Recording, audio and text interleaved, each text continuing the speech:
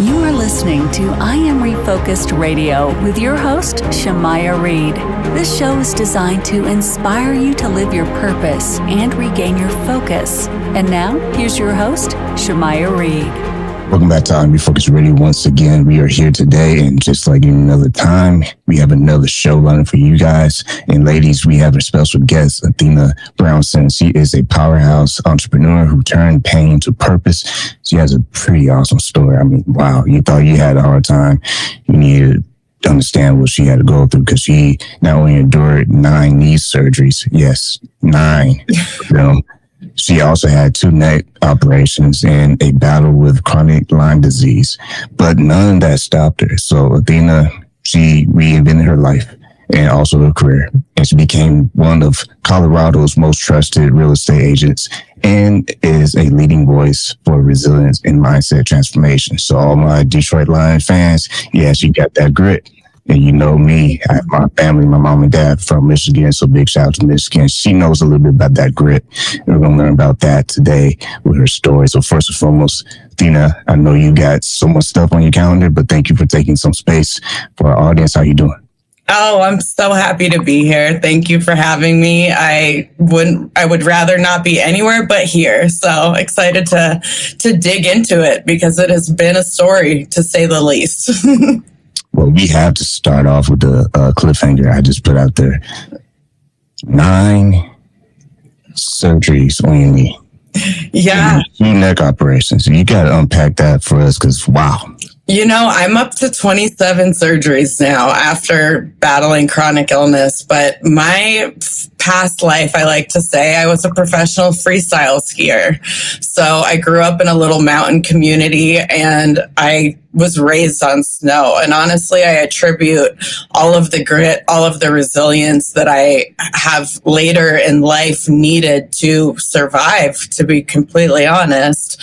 And I learned those tactics, those basics, through really incredible coaching, through being very accountable and disciplined and on the mountain every single day, no matter how cold it was. So when you're throwing yourself through the air 100 feet and doing tricks, it's not really conducive to not getting hurt. So, you know, blowing knees out, breaking necks, breaking legs, it was all part of it. And, you know, it did teach a resilience that I don't know many things in life can teach you. But I am extremely grateful for all of those hardships that I went through, because it's what prepared me for my future unexpected illness.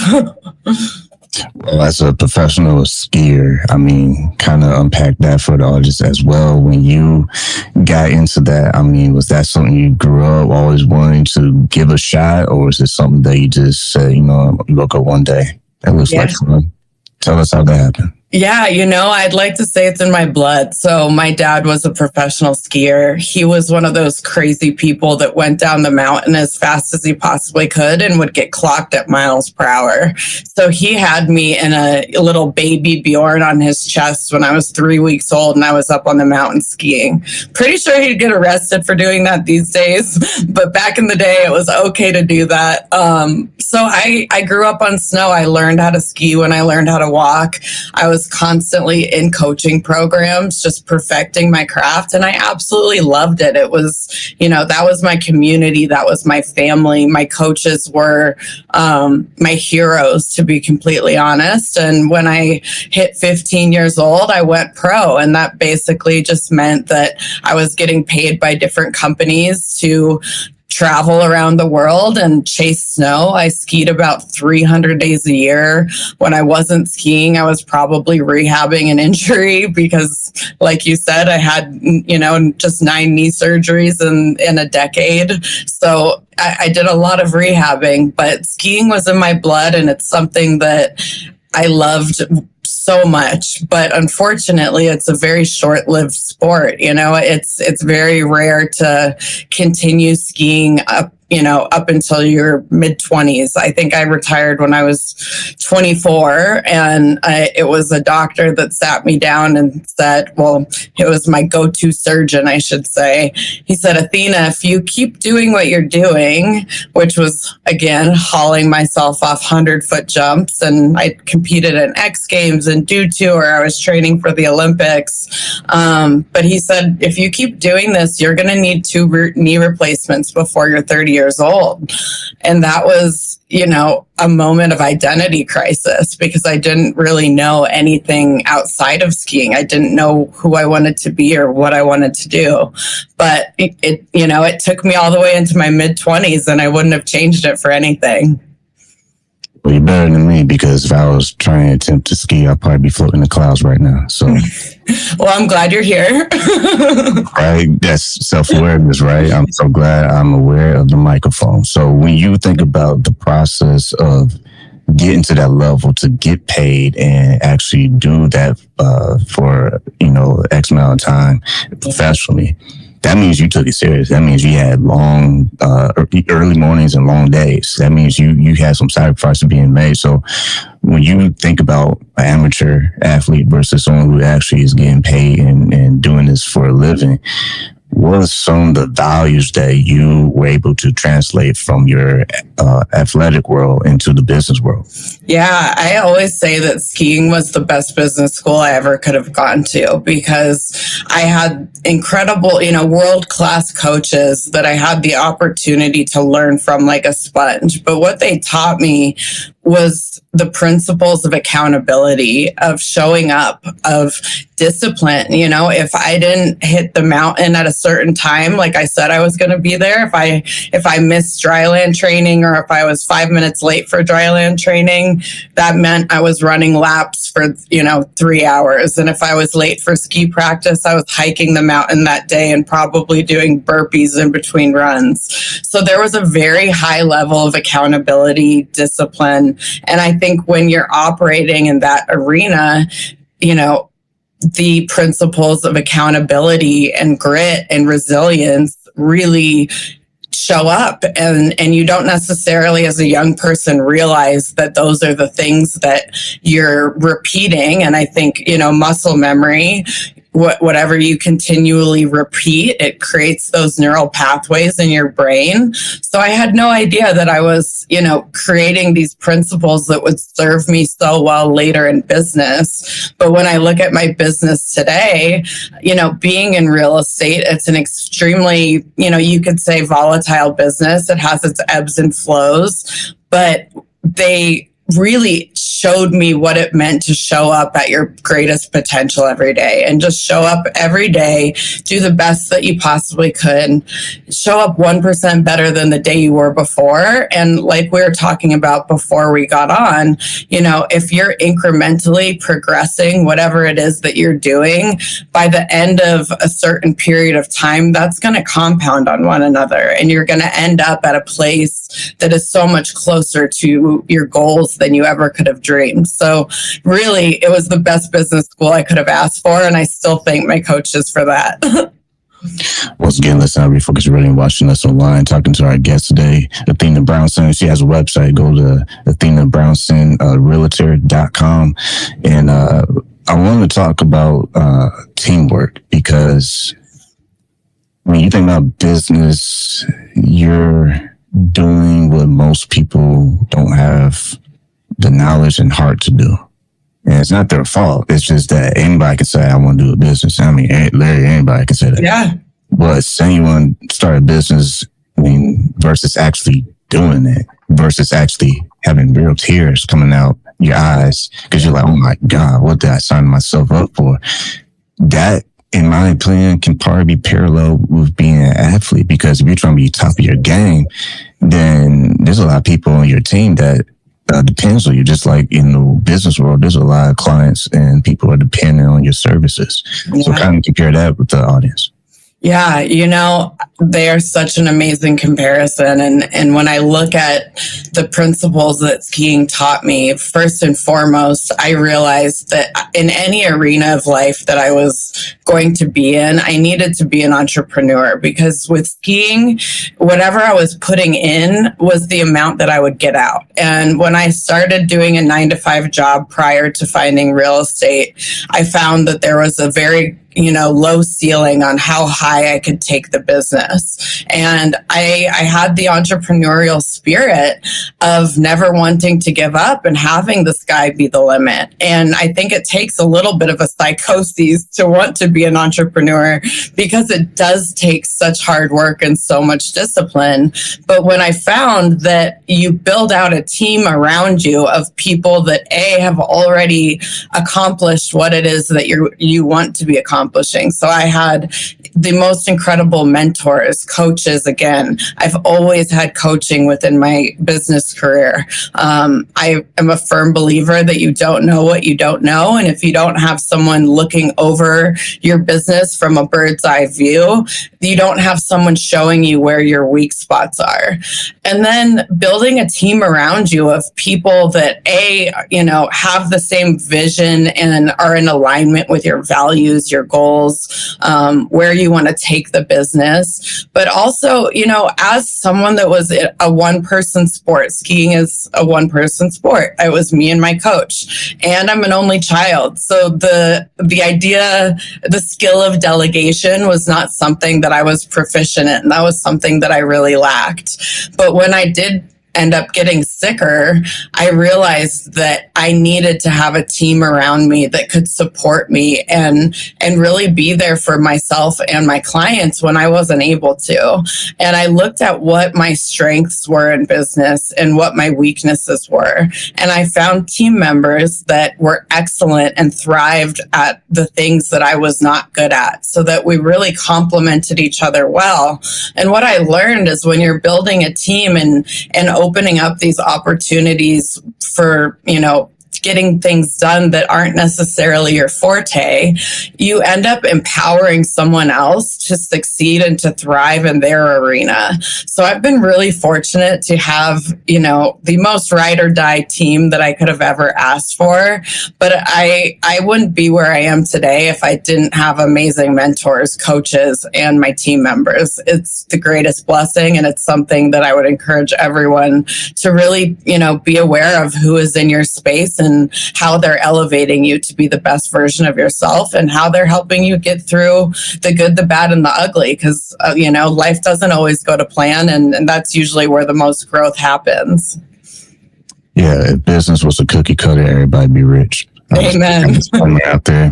But that's why you got to in this show, because we had entrepreneurs like Athena Brownson give me some secret sauce on how they were able to overcome those pain points, because life is never going to be fair. But the beauty of life is that you're living. And when people understand that when you decide to start living, that's when all the violence, all those hit wonders, right? That we into ourselves and to other people. Once we put the plug on that crap, excuse my language, life seems to open up. It's like the sun actually has been rising. You just haven't been looking out the window. Exactly. And, one of my mentors would he's big in quantum theory, and he would call that entanglements, and really being aware of what people and what environments you're putting yourself in that are either pulling you up or pulling you down. And when you start to cut out the environments, the people, the activities that do not elevate you, the doors that start to open and the growth that comes from that is something that is so remarkable, and it happens quickly. But, I would urge everyone to really understand what entanglements you have in your life, because when you start being aware of your energy and who is helping you to be your best and who is not helping you to be your best, man, things start changing. It's funny. When you look in the mirror, sometimes it's the person in the mirror that's holding you back as well. And we can be our own biggest self-inflicted wounds. We can be our own negative talk person. We can be our own, like, hey, buddy, get out the way. And the sooner we can realize that, once again, it's like the sun rises. It's like, oh, it's been rising. I just been, like, preoccupied with things. I've had my head in a hole. There. Yeah. So my next question is, when it comes to being an agent, being in real estate, I can only imagine it's cutthroat. It sounds like, looks like, that's something I see on my feed all the time. Hey, be an agent, get in real estate. And it's something that I don't think a lot of people really truly understand unless they actually eat and breathe it. So for our audience, kind of explain what's like maybe an underrated skill that separates the good agents from the average. Yeah, real estate is one of those industries that from the outside, it looks very glamorous and like maybe not a ton of hard work goes into it. But I tell you, it's one of the most demanding industries and professions that I could imagine. It takes, we don't necessarily have set work hours. Usually, our clients do have set work hours. So we're then working with them from 5 to 9 p.m. after you've been working already from 8 to 5. So the hours are long. But the thing about real estate that I personally love so much is that you have the ability to create really deep, authentic relationships with people and actually serve them by, imparting wisdom and knowledge about how they can build long-term financial wellness. And I think there's also a lot of shiny objects in life right now for every industry. As technology coming out, there's so much coming at us that oftentimes I see a lot of realtors or, I think this can probably go for most industries, but we forget that the way that we got to be successful is by implementing the basics really well.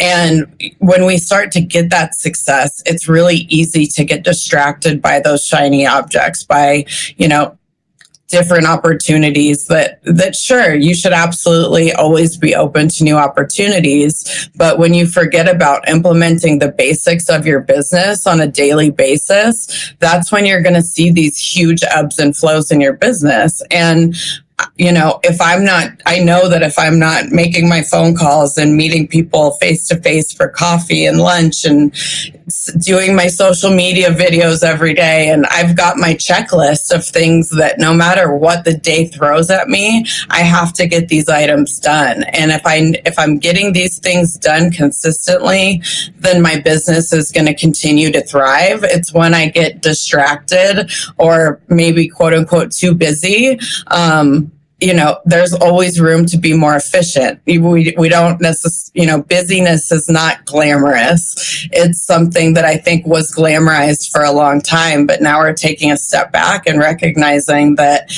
to be busy isn't, the ideal. That doesn't create balance in your life.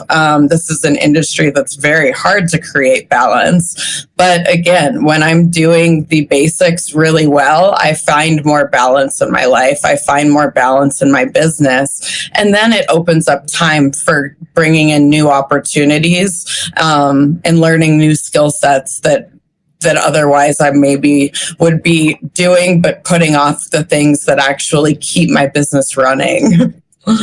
And speaking of putting off, I just had a thought. When you get older in life, you understand how important maintenance is, because it's like this, man. Good maintenance looks like you fill up the gas tank when it's half full versus waiting when it's almost at E. And I feel like that's the same thing with life. If you wait till you completely gassed out, yeah, you're going to be snappy. Yeah, you're going to be cranky. Yeah, you ain't going to get no good sleep. You ain't going to be counting sheep. You're going to be counting bills and issues and red flags and yada, yada, yada. And you're going to miss the sunset because you can't look out the window because you're so busy putting out fires. And by this time, you probably have a forest fire. So it's about maintenance, man. So for our audience, kind of touch on why maintenance in personal and professional world is key to success. Absolutely. What you just said was I'm such a believer in that. And honestly, it did take me burning myself out multiple times before I really cued into the fact that if I didn't continually create almost a toolbox of what was necessary in my life in order to keep me from burning out, then I would continue to repeat the same cycle. So for me, I know that if I'm not working out at least 4 or 5 days a week to clear my mind, that I am going to be more reactive. I'm not going to show up as the most compassionate, communicative version of myself. I know that if I'm having a bad health day, a flare-up day, that if I don't take a little bit of time to really, use modalities that are helping me heal, like a hyperbaric chamber, red light therapy, cryotherapy, the list goes on. But I build these things into my schedule every week. I mean, even going to therapy, making sure that I'm addressing anything negative that is stored within my body, because I really do believe that we take stressors and we take whatever trauma in our lives, and it tends to store in our bodies. And if we're not processing that with hopefully a professional in some way, then it's going to show up in other aspects of our life by burnout or illness or, mental health issues. So I make sure that when I'm planning out my week, that the things that are keeping me balanced and are keeping me moving forward and not going to the place of complete burnout, I start with those things. They're the foundation of how I build my week. And then I build my business around it. Because if I'm not showing up as the best version of myself in business, because I'm not doing the things that keep me mentally sane and keep my body moving and healthy, then I'm not going to be able to serve anyone well. So that really is the priority in my life now, but it's taken a very, very long time to have that realization and to get there, because I think we all have this, culture of hustle culture where we need to be working nonstop, and, we don't take breaks, and you don't have time to go to the gym, and after work, you're going to networking events, and then you're going back home and getting your emails done. And that's just not a sustainable model. So when we take a step back and put ourselves that our well-being at the forefront of everything that we do, we're going to be able to show up so much better. And that's a beautiful thing for everyone around you and for yourself. A couple of things. Remember, a wise person told me that in life, you have a toolbox, and throughout life, you pick up certain tools. But the magic part is when you start to understand what each tool does and what it's meant for. Because to your point, we can just be trying to be busy. I'm guilty of that. Look at my old videos on YouTube. You're going to laugh out loud. But the point is that you get to understand where you are and what is necessary for you to get better. It's not about being the best. I mean, there's nothing wrong. You want to be the best, have that mindset. But we sometimes, like in college, we try to skip prerequisites, right? We want to try to look smart, be smart, but what we are doing in real time is not matching with the projection of what we want to be in the future. Yes. So if you want to skip steps, you need to learn how to walk first. Well, you might have to learn how to crawl first, but we want out the gate want to start running. And we're talking about be busy. You might be busy doing the wrong thing. It's like having the wrong ingredients and you're in the kitchen cooking up some mess. Amen. And I think that's the case. Oftentimes we do want to go through steps A, B, and C and want to get to Z immediately, but it takes, it does take a toolkit of understanding what your needs are in order to get through. So, for me, waking up with chronic illness every day is very difficult. And I know that if I bump my favorite music in the morning, that's going to get me out of bed and it's going to get me excited to go for the day. So that's part of my toolkit. That's a tool that I've learned that is absolutely necessary. Again, going to the gym, making sure that I'm getting movement in my body. That's part of my toolkit, because if I'm not prioritizing these things, and I'm just filling up my time with busy action, which is usually not actually being productive or efficient. I think when we give ourselves these unlimited time scales of I'm going to work from 8 a.m. to 8 p.m. or 10 p.m., you're usually not being as efficient as you possibly can or as effective as you possibly can. So when you put yourself, on a very strict timetable with yourself at the center, making sure that you're, taking care of mind, body, and soul, then that's going to make sure that the time that you are working is not just busy, ineffective action. It's going to be productive action that's getting you closer to where you want to be and closer to what your goals are. Well, once again, listen, I Refocused Radio, watching this online, talking to our guest today, Athena Brownson. Go to her website, AthenaBrownsonRealtor.com. I have a homework assignment for our viewers and our listeners. What I want you to do, and it's a challenge, but I know somebody's going to do it. And I just need one person, man. That's all I need, because it's easy for one person to do. And I'm going to do it too. So that's 2 people. If we get 3 people, this is all you got to do. Share this video one time. That's my homework assignment. Share this video one time. That's it. If you do that, appreciate you, because what you're doing is you're going to help the next person see this video and watch this video and do the same thing. Repeat that process. Keep sharing it. Tell your friends, tell your family. The reason why is because what is being said in this is not going to just be something that you are going to be able to attack in one day. This is going to be like a life shifting situation where, okay, I'm going to have my day 1 right now. I'm not going to wait till January. Yeah. Right? I'm not going to do the whole new year, new me crap. Okay, that was cute when you're growing up. Hey, man, we getting gray hairs now, so we really got to be on this right now. So, homework assignment: share this video and go to her website. I'm gonna give it again: AthenaBrownsonRealtor.com, because what she is saying, if you're paying attention in the classroom, is that pain is not something you can avoid. It's real life. Life can be, a comedian and trying to make you laugh because it's like you have plans and life is said, wait till you see what I have tomorrow. Yes. We had to learn to just deal with it. And last thing I'm going to say is, when you're dealing with pain in life, you still have the choice. Are you going to make the best of it? Or are you going to say, woe is me, and try to have a contest of having how many people can feel bad for you? Well, guess what, man? Your neighbor has problems too. Yeah. They're just faking it, man. They out there trying to make their life good, and you're out here just sitting feeling bad for yourself. Now, if you need professional help, disclaimer, go get that professional help. What I'm saying is, stop waiting for the pain to go away, because sometimes pain, I heard this from someone else, says it can become your superpower. It is. If you let it.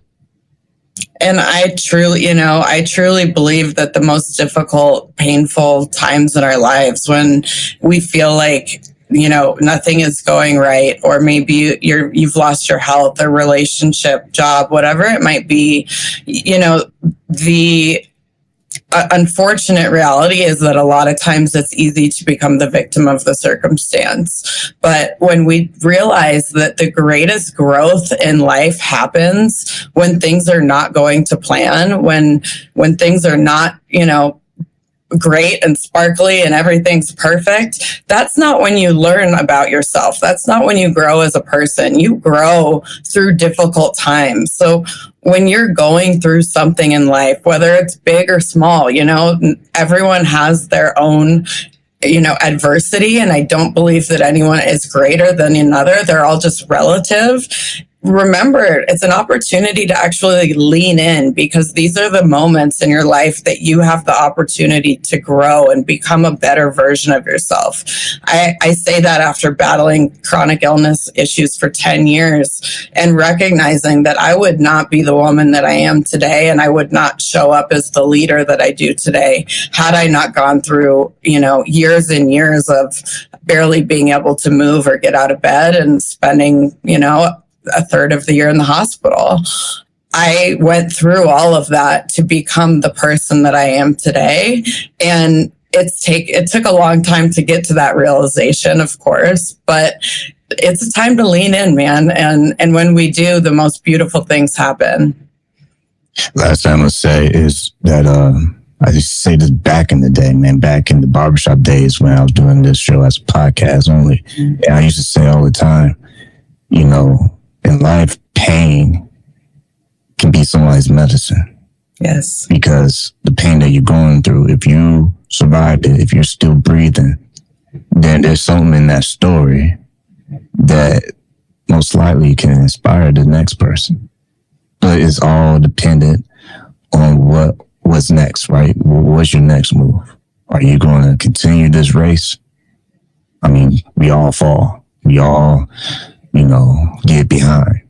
But the point is, are you going to quit? Or are you going to keep going? And I understand, I'm not trying to sugarcoat. I know people have some very tough stories. I'm not knocking it, but at some time you got to stop rehearsing the negatives. Yeah. And you have to start speaking in the moment the positives. Like, I am bigger than this. I am going to survive. I am going to do my best job. I am going to make progress. I am going to cut this out and cut that out so it makes more room for me to execute the new plans. See, a lot of times we are in our comeback season, but we are wasting time because we're looking in the rearview mirror about woe is me and all my pain, all my struggles, and y'all don't know what I've been through.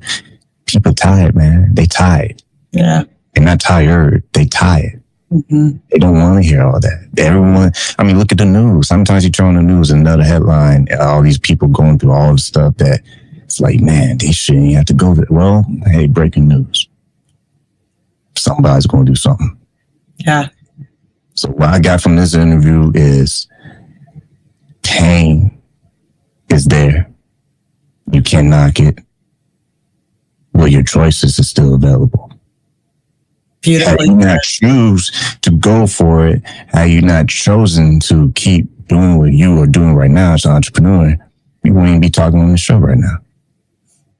That was so beautifully said. And I'm going to listen to this episode and re-listen to that over and over again. So thank you, because it's 100% true. And, you know, every pain point gives us an opportunity. And I think if we reframe pain as opportunity, it really is life-changing. Once again, this interview went by so fast. You can go to her website, Athena Brownson's website. It's AthenaBrownsonRealtor.com.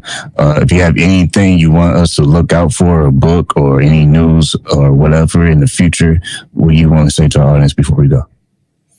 You know, a book is definitely in the pipeline. A lot of public speaking and really just connecting with people one-on-one to help them get through whatever adversity that they're going through. So keep an eye out. I'll keep updating my website. My Instagram is on there as well. I post videos every single day. A lot of them are motivational. And I'd love to connect with anyone. I'm here to be a sounding board or hopefully a little piece of wisdom for someone out there. But like always, you've been listening to I Am Refocused Radio and watching us online. Go to our website. I'm going to plug it one more time, AthenaBrownsonRealtor.com. And like always, Athena, I want to say to you, thank you for your time. Thank you for your time. It was such an honor and such a pleasure.